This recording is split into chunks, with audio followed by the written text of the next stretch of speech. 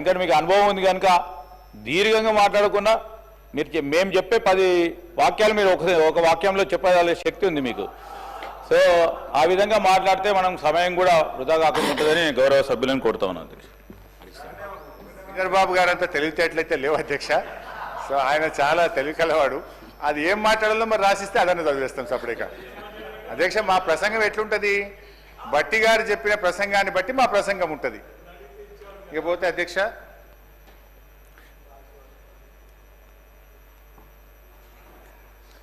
Vote on account బడ్జెట్తో కలిపి ముచ్చటగా 3 బడ్జెట్లు ప్రవేశపెట్టిన గౌరవ ఉప ముఖ్యమంత్రి బట్టి విక్రమార్క గారికి నా అభినందనలు అధ్యక్ష. అదేవిధంగా అధ్యక్ష, భారతదేశంలోనే అత్యధికంగా 14 సార్లు బడ్జెట్ ప్రణాళికలను రూపొందించి రికార్డు సృష్టించిన మన రాష్ట్ర ఆర్థిక శాఖ ప్రత్యేక ప్రధాన కార్యదర్శి కె రామకృష్ణారావు గారికి కూడా నా శుభాకాంక్షలు తెలియజేస్తున్నాను. అధ్యక్ష, బడ్జెట్ ప్రసంగంలో నిజాలను ప్రచారంలో పెట్టాలని బట్టి గారు నీతులైతే బాగానే చెప్పారు అధ్యక్ష. బట్టి గారు ఈ సంవత్సరం ప్రవేశపెట్టిన బడ్జెటు గట్టి బడ్జెటా, వట్టి బడ్జెటా అనేది పరిశీలించే ముందు ఒక్కసారి గత సంవత్సరం బట్టి గారు పెట్టినటువంటి బడ్జెట్ను ఒక్కసారి సమీక్షించుకుందాం.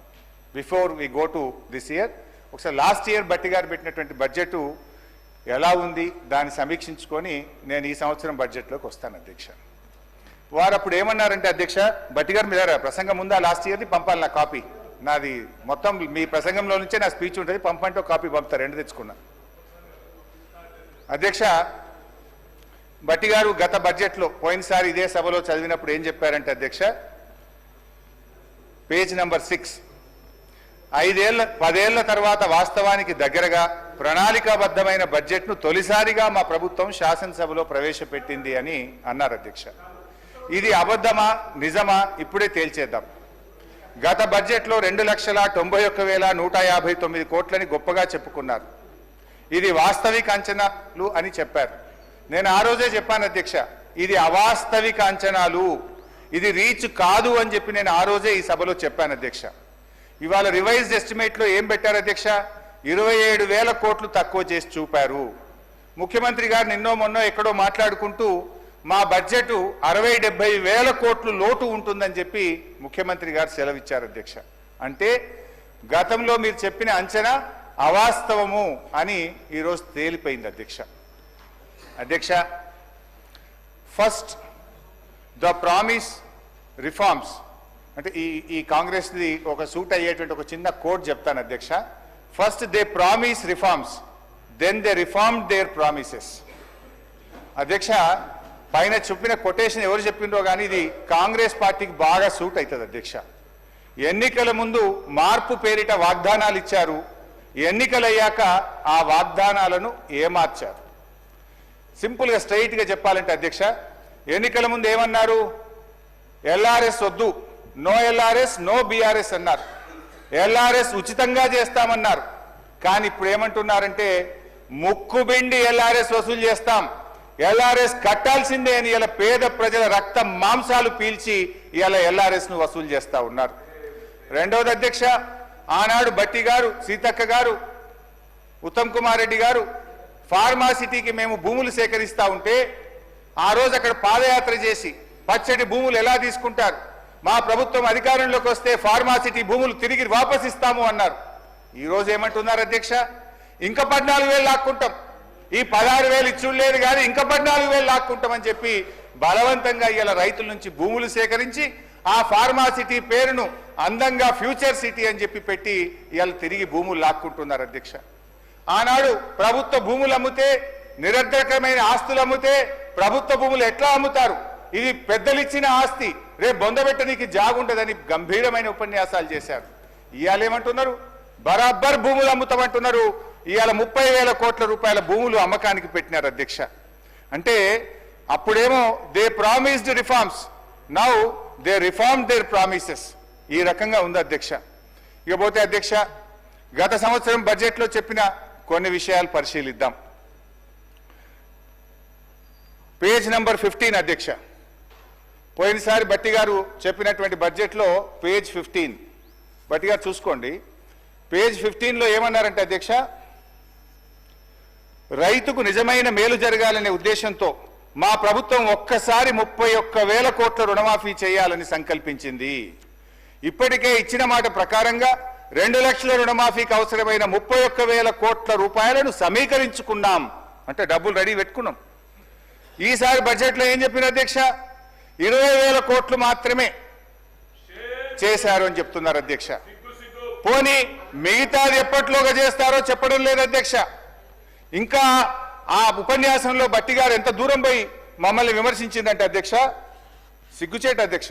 చేతగానమ్మకు మాటలు ఎక్కువ అన్నట్లు రుణమాఫీలో పూర్తిగా విఫలమైన గత ప్రభుత్వ నాయకులు మా చిత్తశుద్ధిని శంకిస్తూ ప్రజలను తప్పుదోవ పట్టించేందుకు శతవిధాలా ప్రయత్నం చేస్తున్నాం.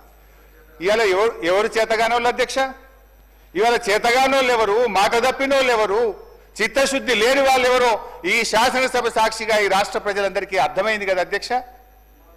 ఏమైంది 31,000 కోట్లు నిధులు సమీకరించుకున్నామని మీ ప్రసంగంలో చాలా గట్టిగా చెప్పారు కదా, ఏమైంది బట్టి గారు అని చెప్పి నేను అడుగుతా ఉన్నా. అదేవిధంగా పేజ్ నంబర్ 17 అధ్యక్ష, రైతు భరోసా పేరిట ఎకరానికి 15,000 చెల్లించాలి మా ప్రభుత్వ సంకల్పం అన్నారు.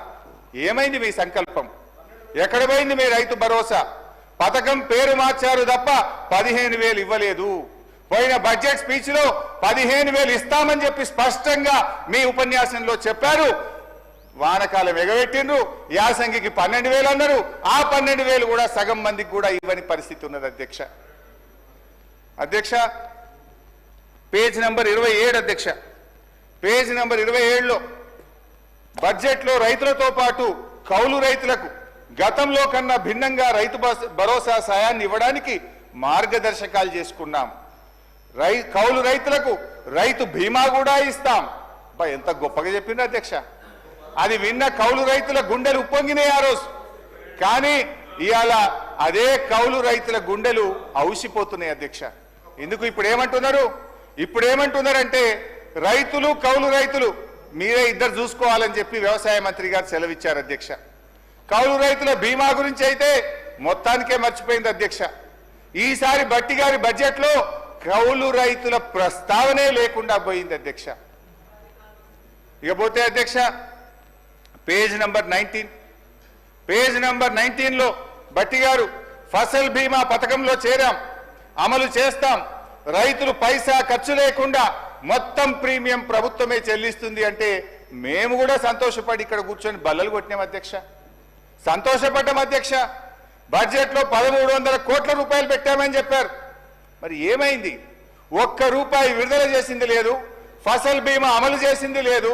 రైతులు వడగళ్ల వాన వల్లనో అకాల వర్షాల వల్ల నష్టపోయిన రైతులకు కన్నీళ్లే మిగిల్చింది తప్ప ₹1 కూడా ఈ ప్రభుత్వం బీమా కింద చెల్లించలేదు అని చెప్పి నేను మనవి చేస్తా ఉన్నాను అధ్యక్ష. అధ్యక్ష ఇక మహిళల గురించి బట్టి గారు 34వ పేజ్ చాలా గొప్పగా చెప్పారు. పేజ్ 34లో వచ్చే 5 సంవత్సరాల్లో ₹1,00,000 వడ్డీ లేని రుణాలు అందించాలని మా ప్రభుత్వం సంకల్పించింది. ఇది పోయిన బడ్జెట్లో చెప్పారు, ఈ బడ్జెట్లో కూడా చెప్పారు అధ్యక్ష. ఏంటి అధ్యక్ష నిజాలు ఏంటి అధ్యక్ష? ఈ ఆర్థిక సంవత్సరంలో వడ్డీ లేని రుణాలకు సంబంధించి ఈ రోజు వరకు ₹1 కూడా ఈ ప్రభుత్వం విడుదల చేయలేదు. వడ్డీ లేని రుణాల పరిమితిని గత ప్రభుత్వంలో మేమిచ్చిన 5 లక్షల రూపాయలకు పెంచింది, 5 లక్షల రూపాయల కంటే ఎక్కువ పెంచింది లేదు. ఇదే శాసనసభలో గత శాసనసభలో మేము అడిగిన ప్రశ్నకు సమాధానంగా 5 లక్షల రూపాయల వరకు మాత్రమే వడ్డీ లేని రుణం వర్తిస్తుందని ఇది అసెంబ్లీ ఆన్సర్ అధ్యక్ష. ఇదే అసెంబ్లీలో నేను అడిగిన ప్రశ్నకే మీరు మహిళలు తీసుకున్న మొత్తం రుణాలకు వడ్డీ లేని రుణం ఇస్తారా?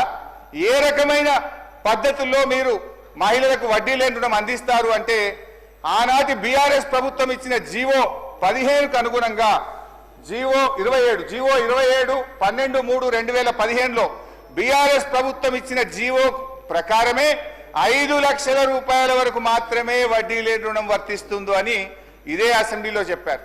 మరి ఇదే అసెంబ్లీలో బట్టి గారు లేచి మహిళలు తీసుకున్న మొత్తం రుణాలకు వడ్డీ లేని రుణం వర్తిస్తుంది అంటున్నారు.